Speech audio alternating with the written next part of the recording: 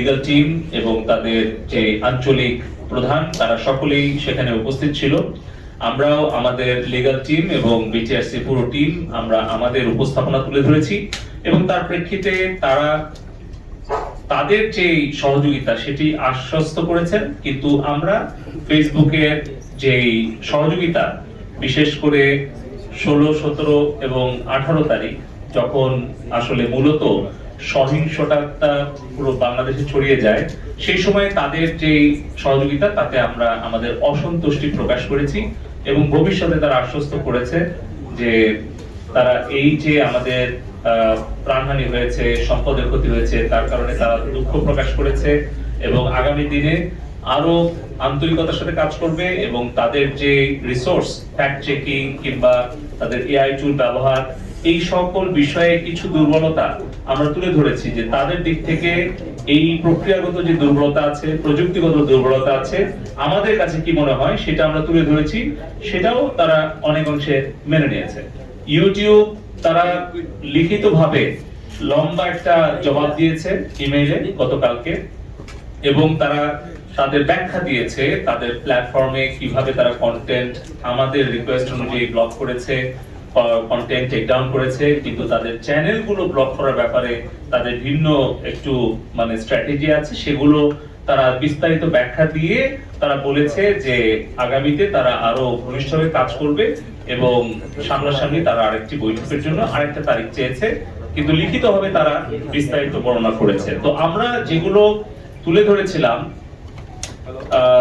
আমাদের বৈঠকে, সেটা আমি আপনাদেরকে সংক্ষিপ্ত ভাবে ইউটিউবে যে বিষয়গুলো আমরা আজকে তুলে ধরেছিলাম সেটা আমি উল্লেখ করতে চাচ্ছি।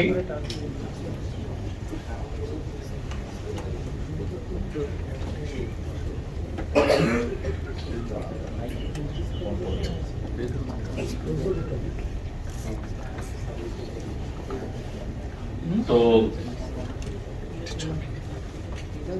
আমরা এখানে এই যে ধ্বংসাত্মক কাজ যেগুলো 16, 17, 18, 19 তারিখে দেশব্যাপী হয়েছে সেগুলো আমরা তুলে ধরেছি এবং তার প্রেক্ষিতে তাদেরকে আমরা একটা তথ্য উপাত্তগুলো আমরা তুলে ধরেছি যে কিভাবে আসলে এই যে কন্টেন্ট গুলোকে ছড়িয়ে দেওয়া হয়েছে এবং অর্থ খরচ করে দেশ থেকে এবং বিদেশ থেকে কিছু কিছু কন্টেন্টটাকে উস্কানি দেওয়ার জন্য, মিথ্যা গুজবটাকে ছড়িয়ে দেওয়ার জন্য এভাবে আসলে আপনারা দেখছেন যে ঠিক 15, 16, 17, 18 কিভাবে এটাকে ছড়িয়ে দেওয়া হয়েছে। আবার যখন আমরা ইন্টারনেটটা আবার স্বাভাবিক গতিতে ফিরে পেলাম তারপর আবার এটাকে শুরু করা হয়েছে। তো এটা একটা কন্টিনিউয়াস প্রসেস। আমরা চেয়েছি তাদের কাছ থেকে এটা যেন তারা একসাথে মিলে কাজ করে। তো এই বিষয়গুলো নিয়ে তারা আমাদের সাথে একমত পোষণ করেছে যে তাদের যে এআই সিস্টেম বা তাদের যে human intervention fact checking system এগুলো যাতে আর কি তারা সেভাবে সহযোগিতা করে। এই ভিডিওটা আপনারা সবাই দেখেছেন, তো এটা দেখার কিছু নাই। আমরা ইউটিউবের তাদের কমিউনিটি যে স্ট্যান্ডার্ড সেগুলো নিয়েও আমরা কথা বলেছি এবং যেভাবে করে তারা মিথ্যা অপপ্রচার গুজবগুলো ছড়িয়েছে এবং আমাদের বেশ কিছু মূলধারা গণমাধ্যমের লোগো ব্যবহার করে অথবা একটু পরিবর্তন করে তারা কিন্তু বিভিন্ন ধরনের ফেক আইডি ইউজ করেছে, অ্যাকাউন্ট ইউজ করেছে এবং সেভাবে এটাকে ছড়িয়ে দেওয়ার চেষ্টা করেছে, সেগুলো আমরা তুলে ধরেছি। এবং আমাদের আইন শৃঙ্খলাকারী বাহিনী, আমাদের সেনাবাহিনী, আমাদের মাননীয় প্রধানমন্ত্রী, মাননীয় সড়ক মন্ত্রী, আমাদের আওয়ামী লীগের সাধারণ সম্পাদক, তাদেরকে কেন্দ্র করেও অনেক মিথ্যা অপপ্রচার গুজব ছড়িয়েছে, অপরদিকে উস্কানি দিয়েছে আসলে এই সহিংসতাটা সারা দেশে ছড়িয়ে দেওয়ার জন্য। এবং আমরা বলেছি যে ফেসবুকে, ইউটিউবে এটা ছড়িয়ে দেওয়ার ফলে এই প্রাণহানি এবং ক্ষতির পরিমাণটা অনেক বৃদ্ধি পেয়েছে এবং এটা দায় কোনোভাবেই তারা এড়াতে পারে না এবং আমরা তাদের কাছে প্রত্যাশা করি যে তারা যেন অবশ্যই আমাদের বাংলাদেশের নাগরিকদের নিরাপত্তা, বাংলাদেশের আইন শৃঙ্খলা রক্ষা এবং আমাদের সরকারের জনগণের সম্পত্তি রক্ষার জন্য, সম্পদ সুরক্ষার জন্য তারা আমাদেরকে সহযোগিতা করে। আপনারা দেখছেন এখানে যে আমরা যে রিকোয়েস্ট গুলো পাঠিয়েছিলাম তার মধ্যে 20% তারা রিমুভ করেছে আর বাকিগুলো কিন্তু করেনি এবং যেটা আসলে গ্রহণযোগ্য নয়। আমরা বলেছি যে বাংলাদেশের সংবিধানের কোন কোন অনুচ্ছেদ অনুসারে এগুলো তারা লঙ্ঘন করেছে, বাংলাদেশের telecommunication act, cyber security act, সেগুলোর কোথায় কোথায় ভঙ্গ হয়েছে এবং পাশাপাশি তাদের সাথে সম্পর্কযুক্ত কিছু ইউনাইটেড নেশনস এর হিউম্যান রাইটস কমিটি যেগুলো ডিক্লারেশন আছে, রেজলিউশন আছে, সেগুলো কোথায় কোথায় তারা ভঙ্গ করেছে এবং পাশাপাশি কমিউনিটি স্ট্যান্ডার্ড যেটা তারা তাদেরটা ভঙ্গ করেছে সেটাও আমরা বলেছি। এরপরে আমাদের ফেসবুকের সাথে বৈঠক হয়েছে, সেখানে আমরা আমাদের লিগ্যাল টিম, এখানে ডিজি মুস্তাফিজ উনি প্রেজেন্টেশনটা তুলে ধরেছেন। একই রকম ভাবে ফেসবুকের প্ল্যাটফর্মে কোন কোন কন্টেন্ট গুলো এখানে 17, 18, 19 তারিখে কিভাবে এটা আসলে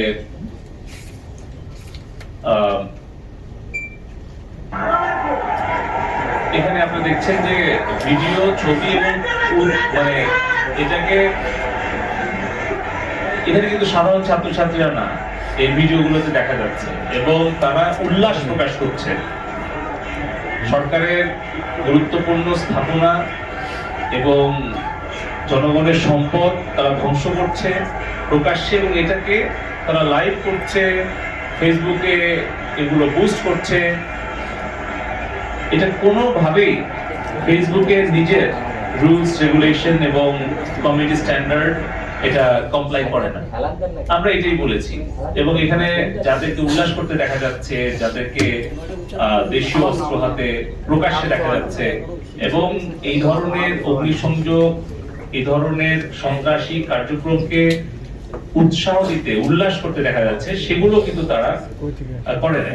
মানে আমাদের যদি ভায়োলেন্স এন্ড ক্রিমিনাল বিহেভিয়ারের প্যাটার্ন দেখেন, সেফটি এবং যেগুলো আপনার ধরেন কমিউনিটি স্ট্যান্ডার্ড এবং সবকিছু মিলায় প্রত্যেকটা ক্যাটাগরি ধরে ধরে কিন্তু আমরা অভিযোগগুলো করেছি। এখানে আপনারা দেখছেন যে কিভাবে আমাদের সশস্ত্র বাহিনীকে মানে আক্রমণ করার জন্য সোশ্যাল মিডিয়াতে উস্কানি দেওয়া হয়েছে এবং কোন অ্যাকাউন্ট থেকে, কোন পেজ থেকে সেটাও কিন্তু আমরা উল্লেখ করে বলেছি এবং যেগুলো ছবি এবং ভিডিও কিছু তুলে ধরা হয়েছে এবং কিছু কিছু আবার এডিট করা হয়েছে।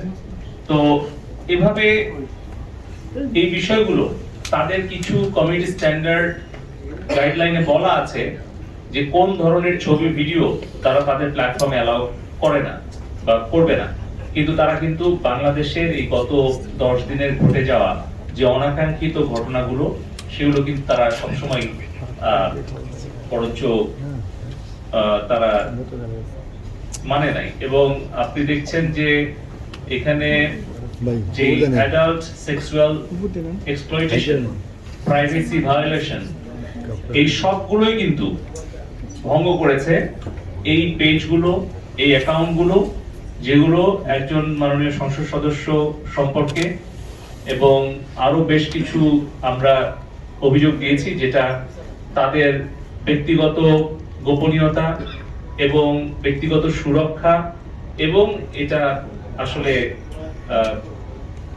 নারীর প্রতি আপনার অবমাননাকর এবং এটা খুবই অগ্রহণযোগ্য কন্টেন্ট গুলো এখনো তারা রেখে দিয়েছে।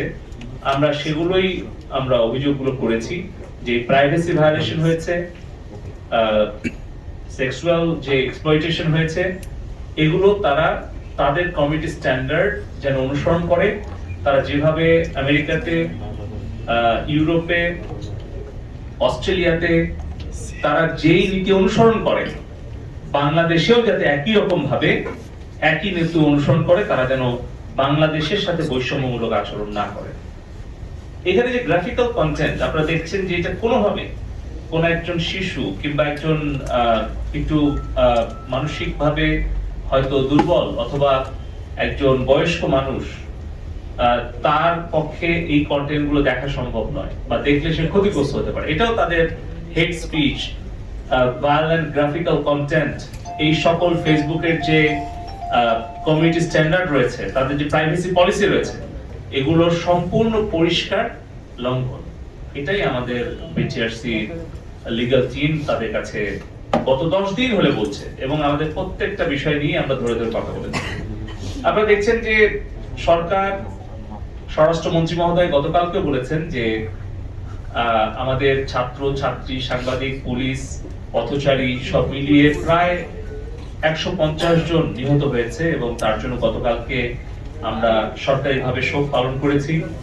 এবং কোন বেসরকারি সূত্রেও কিন্তু আমরা এরকম একটা অস্বাভাবিক যে সংখ্যা, যেটা cyber 71 we have to protocol protect Bangladesh, এই নামে যে একটা ফেসবুক পেজ থেকে ছড়াচ্ছে শহীদের সংখ্যা 900-র উপরে ছাড়িয়ে গেছে। সূত্র প্রথম আলো। আমার জানা মতে প্রথম আলো নিউজ পেপারে অনলাইন ভার্সনে কোথাও মৃত্যুর সংখ্যা 900 এটা আমি শুনিনি, দেখিনি। আপনারা সাংবাদিক বন্ধুগণ আছেন, এটা আপনারা এই ফ্যাক্টটা চেক করতে পারেন।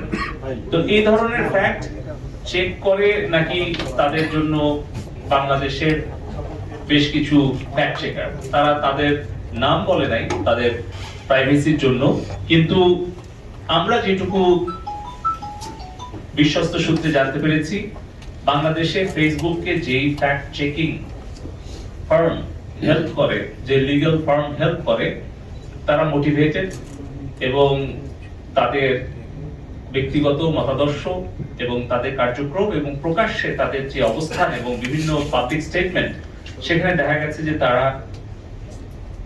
রাজনৈতিক সংগঠনের সমর্থক, এবং তাদের কর্মকাণ্ড, অতীত কর্মকাণ্ড, বর্তমান কর্মকাণ্ড সবকিছুই তারা সরকার বিরোধী, দেশ বিরোধী, এমনকি মুক্তিযুদ্ধের সময়ও তাদের যারা পূর্বপুরুষ বা পরিবারের সদস্য বা আত্মীয়, তাদের অনেক এনগেজমেন্ট পাওয়া যায়। ফলে আমাদের অনুমান যে এখানে ফ্যাক্ট চেকিং যে ফার্মগুলো আছে ফেসবুকের পক্ষ থেকে, তারাও নিরপেক্ষ ভূমিকা পালন করছে না।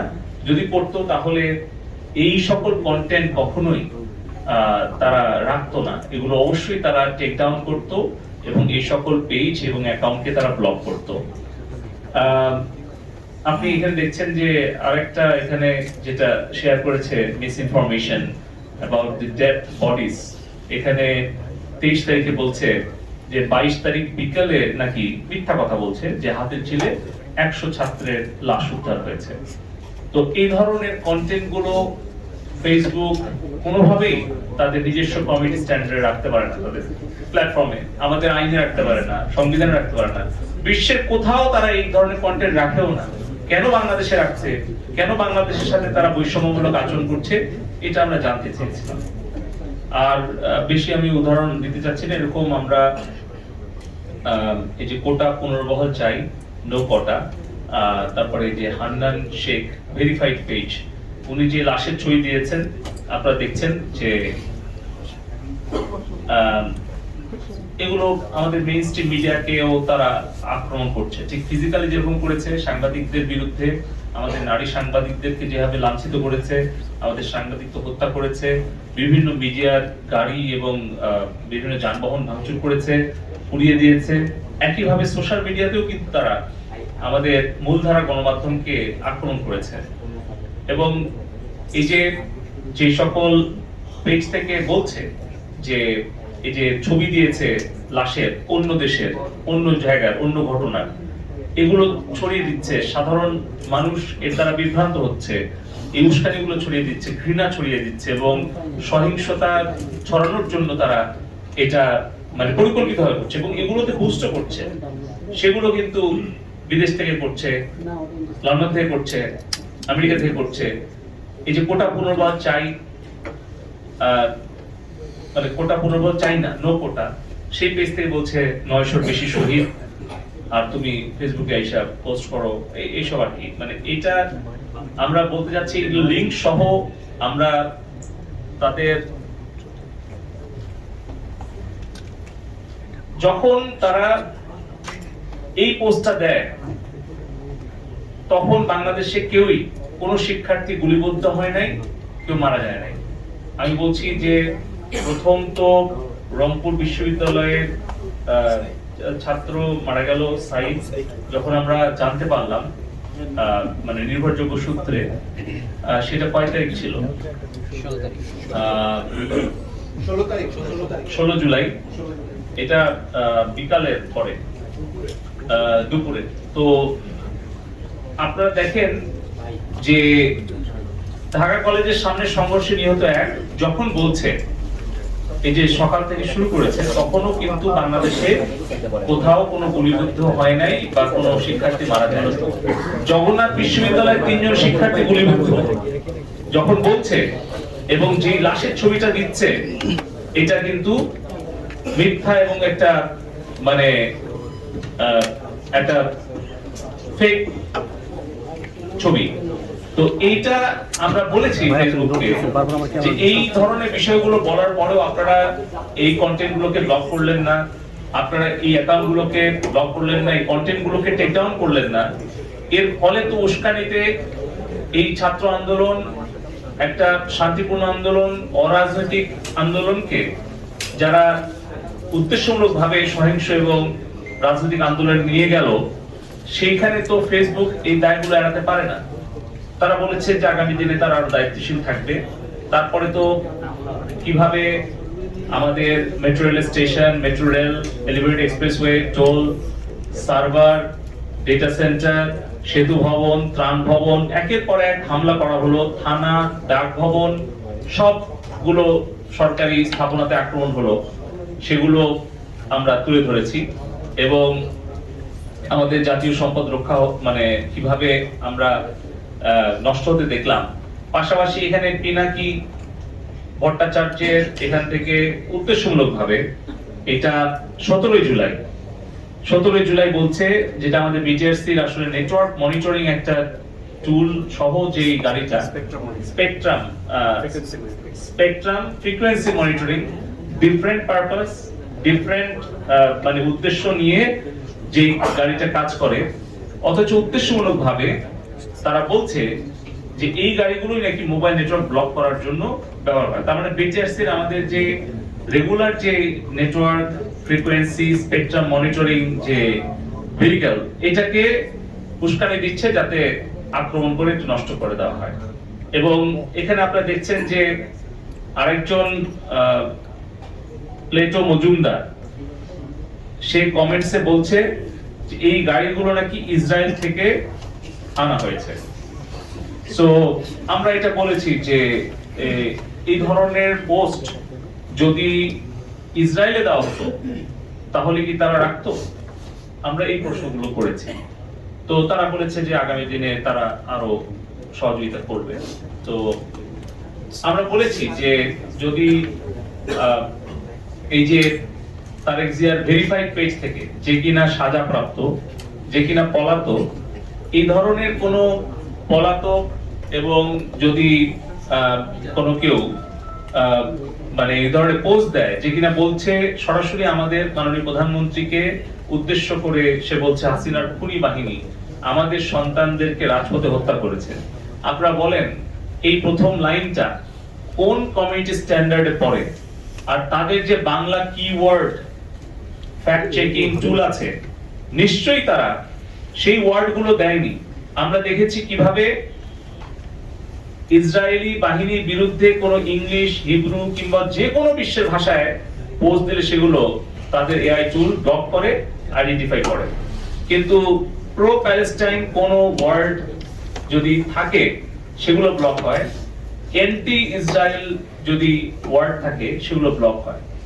এটা আমরা দেখেছি ইউরোপ, আমেরিকা, সব জায়গায়। আপনারা নিজেরা যদি সার্চ করেন, অনেক ডকুমেন্টারি আছে, অনেক রিসার্চ ওয়ার্ক আছে, আপনারা আমার থেকে বেশি ভালো জানেন। আমরা বলেছি তোমরা বাংলা কি ধরনের কিওয়ার্ড তোমরা ব্যবহার করছো, যেগুলো প্রো এল বা pro Awami League, pro liberation, pro মুক্তিযুদ্ধ, বঙ্গবন্ধু, শেখ হাসিনা, এই ওয়ার্ড গুলো দিলে তোমরা আমাদের রিচ আউট কমিয়ে দিচ্ছ, আর আমাদের এগেনস্টে দিলে সেগুলো রিচ আউট বাড়ায় দিচ্ছ। এই ধরনের অ্যালগরিদম তোমরা কি ইন্টেনশনালি করছো, নাকি তোমাদের এআই টুলটাকে কিভাবে তোমরা টিচ করছো, কিভাবে তোমরা তাদেরকে শিক্ষা দিচ্ছ যে তারা এআই গুলো এভাবে কাজ করছে, কিন্তু এগুলোকে তোমরা ব্লক করছো না। বেগম খালেদা জিয়ার নামে একটা ভেরিফাইড পেজ আছে। আমি বলেছি যে উনি সাবেক প্রধানমন্ত্রী, উনি এখন কারা অভ্যন্তরে আছেন, উনি সাজাপ্রাপ্ত। তোমাদের কমিউনিটি স্ট্যান্ডার্ড এটা অ্যালাউ করে কিনা যে কারা অভ্যন্তরে থেকে একজন সাবেক প্রধানমন্ত্রী, উনি এমন কোনো অপরিচিত ব্যক্তি নন যাকে আইডেন্টিফাই করা দুষ্কর, খুবই ইজি।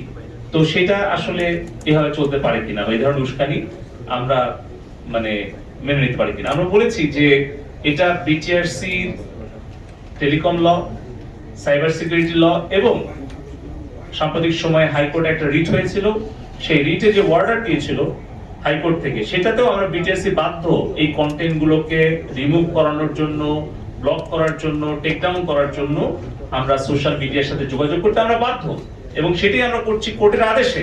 তাহলে বাংলাদেশের কোর্টের আদেশ তোমরা কেন মানছো না?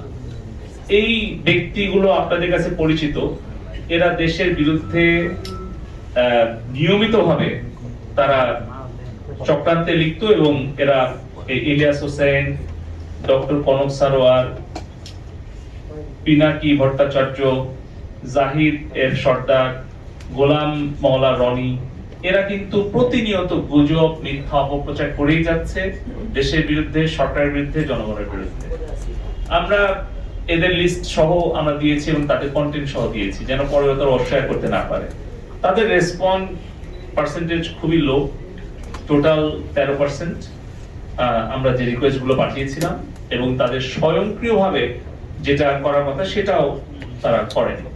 তো একই রকম ভাবে তারা এই যে মুক্ত বাক স্বাধীনতার মানে তো এটা না যে একজনের আপনি পার্সোনাল ফটোগ্রাফ আপনি প্রকাশ করবেন, কিংবা একজন নারী আপনি অবমাননা করবেন, অথবা একজন শিশুকে আপনি আঘাত করবেন, অথবা প্রকাশ্যে আপনি একটা হত্যাকে উৎসাহিত করবেন, কিংবা কোনো হত্যার সংখ্যা নিয়ে আপনি অ্যালাউ করবেন। সো এগুলো কোনোটাই আমাদের ফ্রিডম অফ থট এন্ড আমাদের স্পিচের অ্যালাউ করে না। আমাদের টেলিকম অ্যাক্টে এটা অ্যালাউ করে না, এটা সাইবার সিকিউরিটি অ্যাক্টেও এটা অ্যালাউ করে না। আমাদের যেটা ইউনাইটেড নেশনস এর যে ডিক্লারেশন এবং রেজুলেশন সেটাও অ্যালাউ করে না। এবং মেটা তাদের যে কমিউনিটি স্ট্যান্ডার্ড, যেটা জুন 2024-এর 6 তারিখে তারা আপগ্রেড করেছে, সেখানেও এই যে violence, rumour, threatening, political nudity, privacy violation, এগুলো কোনোটাই তাদের নিজেদের কমিউনিটি স্ট্যান্ডার্ড আসলে তারা কমপ্লাই করেনি। আমরা এগুলোই আমরা আমাদের যুক্তি তর্ক সহ আমরা এটা বলেছি। তো আমরা তাদেরকে অনুরোধ করেছি যেন তারা আমাদের সাথে সহযোগিতা করে, এবং তারা আশ্বস্ত করেছেন যে তারা তাদের স্বীকার করেছে তাদের ফ্যাক্ট চেকিং ক্ষমতার সীমাবদ্ধতা আছে, তারা স্বীকার করেছে তাদের এআই এর ত্রুটি থাকতে পারে, তারা স্বীকার করেছে যে যতটুকু রেসপন্ড করার কথা ছিল, বিশেষ করে 14, 15 থেকে 23, 24 পর্যন্ত, সেটা তারা করতে ব্যর্থ হয়েছে। আগামী দিনে তারা চেষ্টা করবে তাদের রিসোর্স আরো বাড়ানোর, এটাকে স্কেল আপ করার। আমরা টিকটকের উত্তর পেয়েছি, এবং টিকটকের যে সকল প্ল্যাটফর্মে এনগেজমেন্ট এবং যে সকল তাদের কমিউনিটি স্ট্যান্ডার্ড ভায়োলেশন হয়েছে, আমাদের আইন ভঙ্গ করেছে, সেগুলো বলেছি। যেরকম আপনারা দেখছেন প্রকাশ্যে অস্ত্র নিয়ে উৎসাহ দিয়েছে, এবং এটা ক্রিমিনাল বিহেভিয়ার। আমরা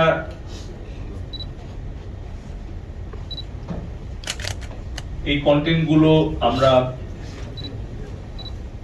ব্লক করতে বলেছিলাম, তারা দ্রুত ব্লক করেছে।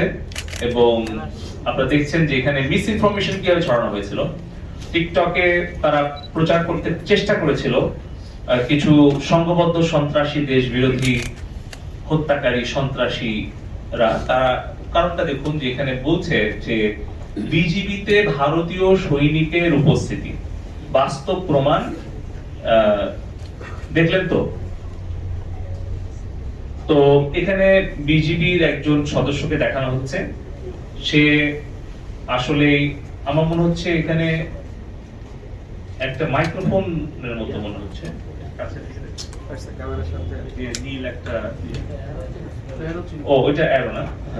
তো যাই হোক, মানে এই ছবিটা দিয়ে যারা দুষ্কৃতিকারী এবং অপপ্রচারকারী, গুজব সৃষ্টিকারী, তারা বলছে, আপনি চিন্তা করেন এরকম ধরনের মানে মিথ্যা একটা তথ্য এবং উপাত্ত তারা ছড়িয়ে দিচ্ছে, বলছে যে বিজিবিতে ভারতীয় সৈনিকের উপস্থিতি বাস্তব প্রমাণ। দেখলেন তো, আপনি বলেন যে কোন হিসাবে এটা অলরেডি কিন্তু ওখানে দেখা যাচ্ছে 31,000, ওইটা কিন্তু লাইক হয়ে গেছে, কমেন্টস আসছে 272টি, শেয়ার হয়েছে 2400টি। চিন্তা করেন তাহলে কিভাবে এই মিথ্যা তথ্যটা ছড়িয়ে গেল অল্প সময়ের মধ্যে। আমরা এই কন্টেন্ট গুলোকেই ব্লক করতে বলেছি, এই অ্যাকাউন্ট গুলোকেই আমরা ব্লক করতে বলেছি, যেটা বাংলাদেশের আইন, বাংলাদেশের সংবিধান এবং টিকটকের নিজস্ব কমিউনিটি স্ট্যান্ডার্ডের ভায়োলেশন। এবং তারা এটা রেসপন্ড করেছে এবং দ্রুত তারা এটা ব্লক করেছে। এই যে আপনারা জানেন যে অনেকেই বলেছে মরে গেছে, তাদের নাম ছবি সোশ্যাল মিডিয়াতে দিয়েছে, ফেসবুকে, টিকটকে, কিন্তু পরে দেখা গেল যে 2 দিন পরে সে নিজে এসে আবার স্ট্যাটাস দিয়েছে যে আমি মরি নাই, আমি বেঁচে আছি। সো এরকম কিন্তু অনেকগুলো আসতেছে, কিন্তু এর ফলে কি হচ্ছে, এটা কিন্তু একটা মানুষের মধ্যে একটা অস্থিরতা তৈরি করছে, এটা উস্কানি। এগুলো আমরা বলেছি। আমাদের এই ছবিগুলো ছড়িয়ে দেওয়ার চেষ্টা করেছে। আমরা টিকটকের সহযোগিতায় আমরা সন্তুষ্টি প্রকাশ করেছি এবং টিকটকের প্রতিনিধি শারীরিকভাবে উপস্থিত হয়েছিলেন এবং ব্যাখ্যা দিয়েছেন। তাদের ব্যাখ্যায় আমরা সন্তুষ্ট হয়েছি এবং আমাদের লিগ্যাল টিম এবং আমাদের টেকনিক্যাল টিম, আমাদের বিটিআরসি, আমরা তাদের ব্যাখ্যায় এবং তাদের যে সহযোগিতা কার্যক্রমে আমরা সন্তুষ্ট হয়েছি। এবং কেন তারা পারলো, কেন ফেসবুক পারলো না, এটা আমাদের কাছে যেটা মনে হয়েছে, আমরা জিজ্ঞেস করেছিলাম যে এই 14 থেকে 24 এই 10 দিন তারা এত দ্রুত রেসপন্ড করলো কিভাবে এবং কিভাবে এত কন্টেন্ট, আনুমানিক প্রায় 7 লাখের উপরে কন্টেন্ট কিন্তু টিকটক মানে টেক ডাউন করেছে আনুমানিক, এবং আমাদের প্রায় 350-এর উপরে আমাদের রিকোয়েস্ট তারা কিন্তু অ্যাকসেপ্ট করেছে। সো আমরা দেখলাম যে আসলে তারা যেটা করেছে, তাদের ফ্যাক্ট চেকিং যে ফার্ম, তারা তখন এটাকে ডাবল করেছে। তারা তাদের এআই যে টুল, সেটা আবার তারা কিউরেটেড করেছে এবং তারা বাংলাদেশের এই সাম্প্রতিক সিচুয়েশনটা তারা ইমার্জেন্সি সিচুয়েশন হ্যান্ডলিং এর জন্য তারা ইমার্জেন্সি এফোর্ট দিয়েছে এবং তাদের রিসোর্সটাকে তারা স্কেল আপ করেছে। ফলে কিন্তু তারা এটা খুব দ্রুত সময়ের মধ্যে তারা এই ধরনের যেগুলো নাশকতায় উস্কানি দেয়, মিথ্যা তথ্য উপাত্ত, এগুলো কিন্তু তারা রিমুভ করতে পেরেছে এবং সেটার পার্সেন্টেজ মানে অলটুগেদার 67%-এর উপরে। তবে 18 তারিখে যেটা আসলে মূল উৎস ছিল, আপনারা জানেন যে যেদিন আসলে ঘটনাটা খুব দ্রুত গুজবটা ছড়াচ্ছে, সেই দিন কিন্তু 100% নাকি মানে টেক ডাউন করেছে এবং রেসপন্ড করেছে। এবং 17 তারিখ যেটা আরো বেশি জরুরি, যে আসলে ঘটনা ঘটার আগে একটা প্রিভেন্টিভ মেজার নাও, সেখানে তারা 40%, এবং তার কারণে আমরা তাদেরকে ধন্যবাদ জানিয়েছি। এবং পাশাপাশি আমরা অনুরোধ করেছি ফেসবুক এবং টিকটককে যে যেন তারা বাংলাদেশে তাদের অফিসটা ওপেন করে এবং বাংলাদেশের যে ব্যবসার সম্ভাবনা তাদের আছে সেটাকে বিবেচনায় নিয়ে বাংলাদেশের স্পেসটাকে, আমরা সাইবার স্পেসটাকে সকলের জন্য উন্মুক্ত রেখেছি, আমরা উন্মুক্ত রাখতে চাই এবং আমরা চাই তাদের আরো নতুন বিনিয়োগ বাংলাদেশে হোক, সেটা প্রযুক্তিগত বিনিয়োগ, আর্থিক বিনিয়োগ, এবং পাশাপাশি বাংলাদেশে যাতে তাদের ডেটা সেন্টার, তাদের ডেভেলপমেন্ট সেন্টার, আর&ডি সেন্টার এবং অফিসটা যাতে ওপেন করে, যাতে আমরা বাংলাদেশ থেকে তাদেরকে সহযোগিতা করতে পারি, বাংলাদেশের ব্যবসা তারা বাড়াতে পারে। পাশাপাশি বাংলাদেশের অনেক ক্ষুদ্র মাঝারি উদ্যোক্তা আছেন, ফ্রিল্যান্সার আছেন, F commerce, e commerce, digital commerce উদ্যোক্তা আছেন, তারা কিন্তু এই সকল প্ল্যাটফর্মের উপরে অনেকটা নির্ভরশীল। অতএব আমরা একসাথে মিলেই 41 সালে একটি উন্নত, সমৃদ্ধ, নিরাপদ একটি স্মার্ট বাংলাদেশ গড়ে তুলতে চাই। এটাই ছিল আজকে আমাদের